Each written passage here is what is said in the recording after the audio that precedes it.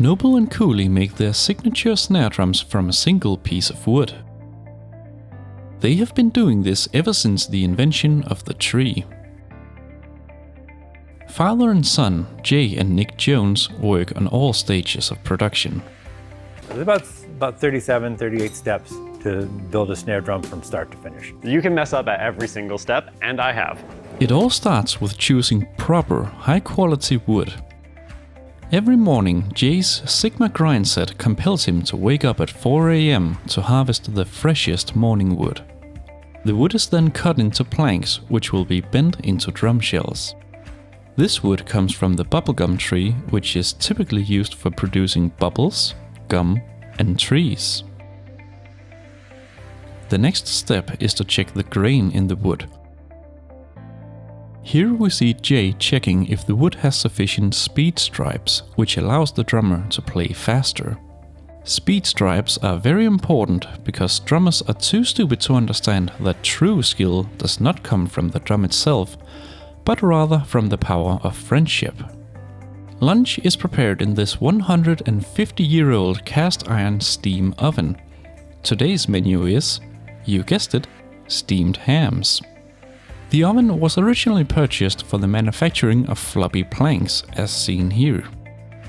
It was not until much later that Jay figured out that these planks could be used to produce drums, which was a great business opportunity because no one gives a shit about floppy planks. The plank is now given a recreational fun role to make it appreciate life before the next step. As part of Nick's anger management program, he has been allowed to beat the defenseless drum shells with a hammer to get his aggressions out. The shell sits in the form for 3 weeks, whereafter it's glued together to keep it in place. For some reason, Nick has brought his massive cock ring to work. What the fuck, Nick? Oh, that's why. Louis uses a lathe to smooth out the surface. This is also where Nick and Jay makes a big decision on the drum's future. The most beautiful are given a luxurious spa treatment. This is to make all the other drums jealous so that they will work harder in the hopes of getting the same treatment.